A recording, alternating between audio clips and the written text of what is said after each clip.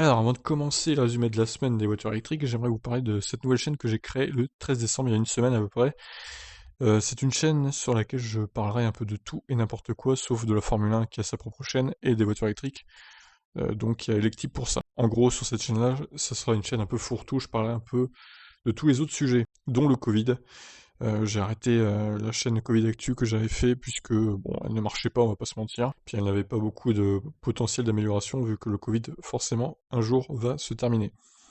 Donc ici, je parlerai des audiences télé. Bon, j'ai aussi abordé l'élection de Miss France, hein. Je vous rassure, ça sera pas non plus Gala ou Voici ma chaîne, hein. Ça sera pas que des trucs people, hein.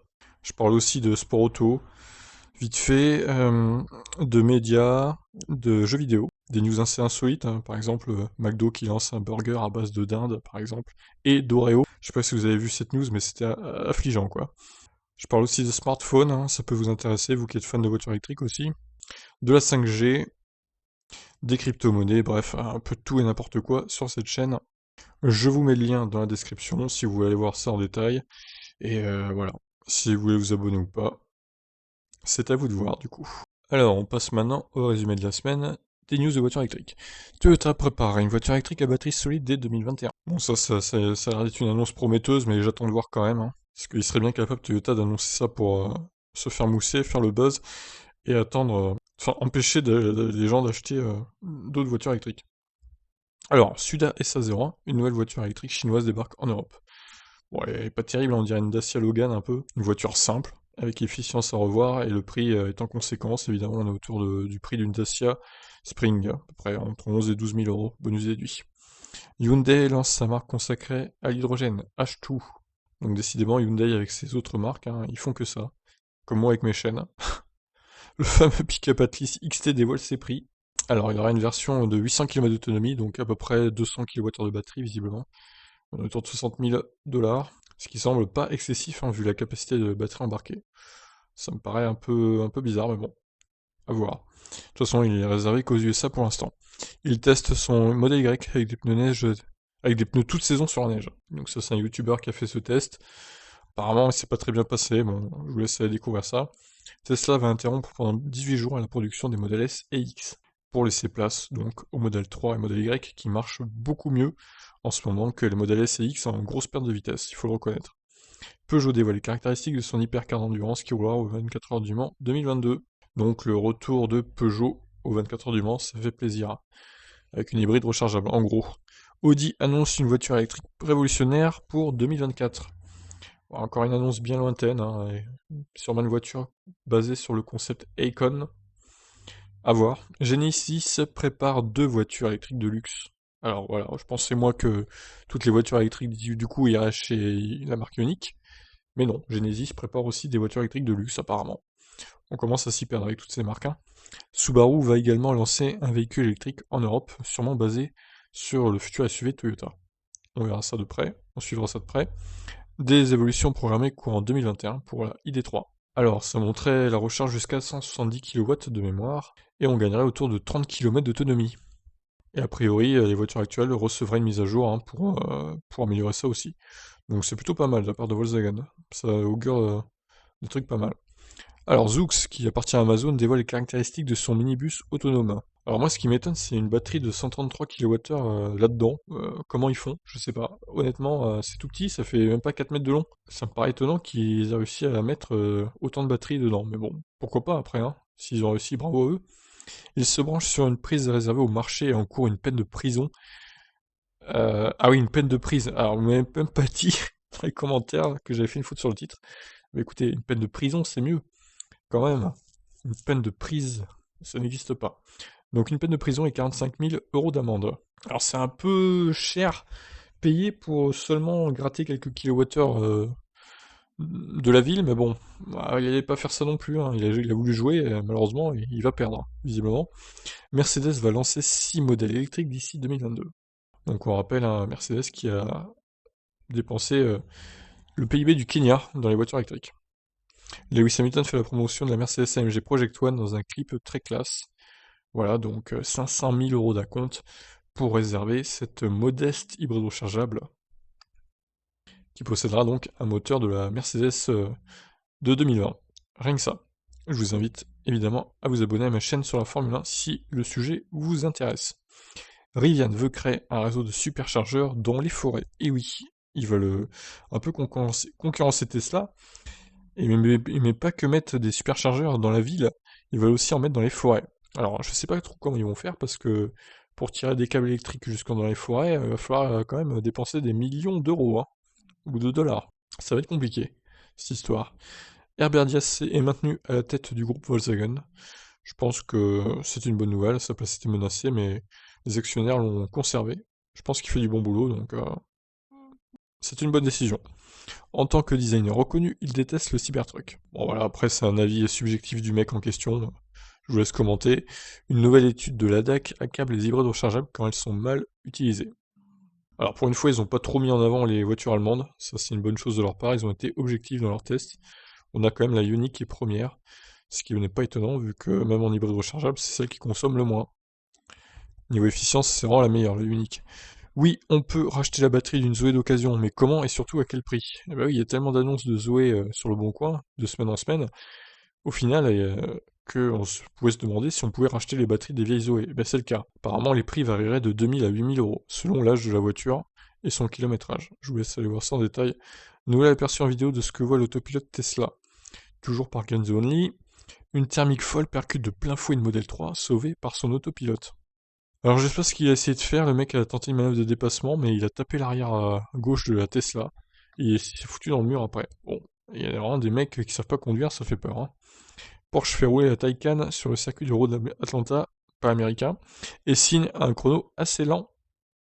Bon après c'est relatif, hein, c'est quand même face à une Porsche 911 GT2 RS, donc ouais, rend 9 secondes à la Porsche 911. En même temps, la Porsche Taycan n'est pas non plus une voiture taillée pour la course automobile non plus. Donc c'est bon, ça reste un bon chrono. Malheureusement, on peut pas comparer avec une autre voiture électrique vu que c'est la seule voiture électrique à avoir fait un chrono sur ce circuit. Ça serait bien, comme vous avez dit dans les commentaires, qu'ils aillent affronter Tesla et Lucid sur la Laguna Seca par exemple. Ça serait plus représentatif, je pense. Alors le buggy électrique de Volkswagen ne verra finalement pas le jour. Ça c'est vraiment dommage. Il avait l'air sympathique ce petit buggy électrique. Bon, peut-être un jour, on verra. Peut-être qu'ils changeront d'avis. Igomobile est mort, vive Next Igomobile. Et oui, la société renaît un peu de ses cendres, tel un phénix. Donc ils ont changé le nom, mais la voiture devrait rester la même, hein. Ils vont, je crois, me souvenir qu'ils vont présenter des évolutions en janvier. On verra ça.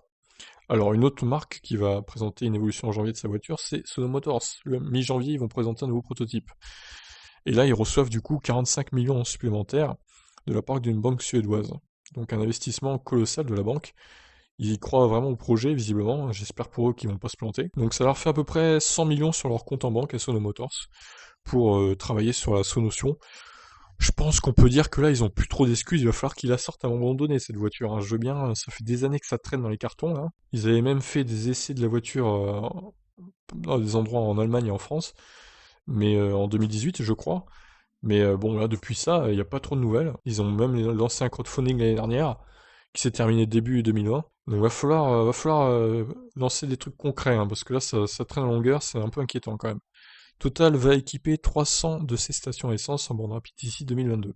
Donc ça, c'est le gros projet de Total. Bon, c'est un peu long d'ici 2022, mais bon, au moins ça va se faire. Ça fera à peu près 2000 bornes, ouais, en plus des bornes rapides. Donc c'est pas négligeable quand même. Un bonus écologique va être mis en place pour les camions et autobus hydrogène électriques.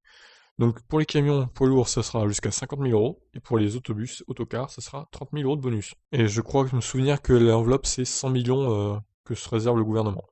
À partir de là, il n'y aura plus d'aide, quoi. Le Parlement adopte un malus CO2 plus sévère en 2021, et le malus au poids est donc officialisé pour 2022. Enfin, c'est réglé cette histoire de malus au poids. Je vous laisse découvrir les détails dans la vidéo, et ensuite on continue. Metropolis, le réseau de 5000 bornes pour véhicules électriques se déploie. Alors, vous m'avez dit dans les commentaires, oui, effectivement, ce sont des bornes très lentes la plupart du temps. Donc, est-ce que c'est vraiment utile? Je suis pas sûr. En plus, les tarifs sont très très salés. Donc, vous allez voir ça dans la vidéo, c'est vraiment assez hors de prix. C'est limite aussi cher que Unity. Peut-être pas quand même, mais on en est pas loin. Canoo MPDV, l'utilitaire au design largement inspiré du Cybertruck. Donc, plusieurs capacités de batterie au programme pour cet utilitaire donc, qui sortira aux États-Unis, peut-être en Europe. L'Audi e-tron GT fait sa publicité de Noël, la production a démarré. Ouais, bon, je l'avais vu à la télé, cette pub, pas mal, pas mal. Après, ça reste une voiture hyper chère, inabordable pour le commun des mortels. Rimac nous explique comment sont mesurées les émissions électromagnétiques d'une voiture électrique. Alors ça, c'est un petit coup de pub pour leur voiture au passage, qui est elle-même également très chère, encore plus chère que l'Audi e-tron. Selon Gunpris, les concessions Volkswagen en Allemagne brident volontairement les ventes de la ID3. Tout simplement parce que c'est plus rentable de vendre une Golf thermique qu'une Volkswagen ID3 en termes de commission. Je vous laisse aller voir l'article. C'est un peu dommage, hein, ça quand même. Alors, longue interview du directeur de Hyundai France par les numériques. Pas mal d'infos intéressantes. Par exemple, l'info intéressante principale, c'est qu'ils vont pas sortir de citadine à moins de 20 000 euros chez Hyundai, alors que Kia, ils vont le faire. Bon, c'est une stratégie comme une autre. On verra si ça paye ou pas. Tesla mauvais payeur, justement. La construction de la Gigafactory de Berlin est encore suspendue. Et oui, apparemment, il faudrait sortir un chèque de 100 millions d'euros pour reprendre la construction. Bon, c'est encore une histoire assez nébuleuse. Me dites pas dans les commentaires c'est du fake et tout. Non, c'est pas du fake. Il y a des vrais problèmes avec la Gigafactory de Berlin. Voilà, il va falloir qu'ils les règlent s'ils veulent finir la construction de cette usine. On rappelle qu'ils n'ont pas le permis définitif encore. Donc là, ils sont en train de construire l'usine à leurs risques et périls. Si le gouvernement dit stop, ah bah, ils vont devoir tout démanteler à leurs frais. Ce qui serait une vraie catastrophe pour Tesla. Bon, les annonces, comme tous les samedis, il a encore passé plus d'une heure. Pas énormément d'annonces super intéressantes. Bon, cette Model 3 SR+, là, à moins de 40 000 euros, 13 500 km, et pour moi l'affaire de la semaine. Plutôt une bonne affaire pour le coup. Alpha Motors présente son Alpha Ace, une voiture électrique néo-rétro. Moi j'ai bien aimé le style de cette voiture. Vous m'avez dit dans les commentaires, sympa aussi, sauf les jantes. Bertrand qui m'a dit, ouais, les jantes, ouais, c'est vrai que les jantes sont pas terribles, on va pas se mentir. Après, voilà, c'est une question de goût, je pense. À voir si ça arrive en Europe. Pour l'instant, c'est pas le cas. ChargeMap maintenant compatible avec Apple CarPlay et bientôt avec Android Auto. Ça, c'est la bonne nouvelle de la semaine aussi pour les utilisateurs d'Apple CarPlay et Android Auto. Bon, perso, moi, je l'ai jamais utilisé, hein, Apple CarPlay ou Android Auto sur le Kona. J'en ai pas utilité, tout simplement. Donc voilà, après, ça reste une bonne nouvelle pour ceux qui l'utilisent. Zero Motorcycle se lance dans le recyclage de ses batteries de moto électriques en Europe. Donc ça, c'est une bonne chose aussi. Alors, petite surprise, hein, c'était l'essai de la Fiat 500 électrique que j'ai fait ce samedi, donc autour de 15h30 à Saint-Lô. Vous avez été déjà nombreux à répondre à la vidéo, donc certaines critiques évidemment, comme quoi c'était pas très professionnel comme essai, machin, c'est ouais, mais après voilà. Moi j'ai jamais dit que j'étais comme automobile propre, que j'étais un professionnel, hein. Les essais d'automobile propre sont plus poussés, je le reconnais. Après voilà, moi je suis pas payé pour faire ces essais non plus. Donc vous voyez, je fais ça un peu à ma manière. Après ça plaît ou ça plaît pas. Bon malheureusement cet essai-là, j'ai eu un petit problème d'obturation avec la GoPro qui était mal calibrée. Du coup les écrans à l'intérieur de la Fiat 500 clignotaient, comme vous allez pouvoir le voir. Ça m'a jamais fait ça sur le Kona quand j'ai fait mes vidéos on-board, donc assez surpris. Et je m'en suis pas rendu compte quand j'ai filmé, puisque moi j'étais concentré sur la conduite finalement. Mais bon, ça reste regardable, il n'y a pas de souci là-dessus. Après, en ce qui concerne la voiture en elle-même, elle est sympa. Elle est sympa. Après, je maintiens qu'elle est trop chère pour les prestations affichées. J'étais un peu déçu de l'autonomie aussi. Une autonomie autour de 250 rails et pas 300-320. Ce qui est un peu dommage. On pouvait s'y attendre, forcément, le WLTP en général est plus optimiste que la réalité. Et encore, ça dépend des voitures. Pour le Kona, il est plutôt réaliste pour le coup. Mais bon, voilà, après, ça reste une voiture sympathique, hein, je dis pas le contraire, hein, je dirais pas non pour qu'on me la donne, je l'utiliserai sûrement. Mais le problème, c'est que c'est une citadine aussi, donc c'est assez limité au niveau des déplacements et du transport de choses dans le coffre qui est tout rikiki. Mais après, je comprends tout à fait ceux qui craquent pour cette voiture, elle a une bouille vraiment sympa, elle est très jolie, la couleur aussi était vraiment superbe, ce mélange de bleu et de vert. Mais bon, moi je préfère mon Kona électrique. Allez, on continue justement avec le Kona électrique. Quelle transition magnifique! Clap de fin pour le Kona électrique en Corée du Sud. La version européenne restylée continuera de voir le jour, mais pour combien de temps encore? Eh oui, c'est un article automobile propre qui est paru ce dimanche. Apparemment, la Corée du Sud envisagerait donc le Hyundai Corée envisagerait de suspendre, d'arrêter la production du Kona électrique sur ce territoire-là. Bon, en Europe ça continuerait, mais pour combien de temps je ne sais pas. Ce qui est un peu dommage parce qu'ils ne pourront pas profiter de la version hostile apparemment alors. Bon, c'est assez étonnant, on suivra ça de près.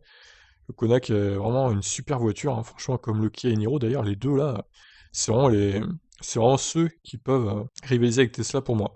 Il manque juste le réseau de recharge rapide. Bon, ça encore, c'est un autre problème. Modèle Y justement, transition encore magnifique. Les premiers exemplaires sortent déjà de l'usine de Shanghai. Donc à voir, peut-être qu'on aura les premières livraisons de ceux qui ont commandé les modèles Y, de par les versions chinoises, hein, visiblement, ou les versions américaines, ça reste à voir. Parce que j'ai envie de vous dire, le temps que l'usine de Berlin soit opérationnelle à 100%, il va encore se passer quelques mois, surtout si toutes les semaines elle est arrêtée 2-3 jours. Ça va pas avancer très vite tout ça. Bon bah voilà, bah écoutez, sur ce, ça a duré plus longtemps que prévu ce résumé, 15 minutes. Je vous ai aussi parlé de ma chaîne au début, donc c'est normal. Je vous invite à vous y abonner, hein. J'essaierai de mettre des vidéos régulièrement donc sur mes 3 chaînes, la chaîne des voitures électriques reste la chaîne principale évidemment, la chaîne sur la Formule 1, et la chaîne Tip Stories sur l'actu d'ordre général, on va dire. Je vous laisse donc commenter tout ça dans les commentaires de la vidéo. Ciao!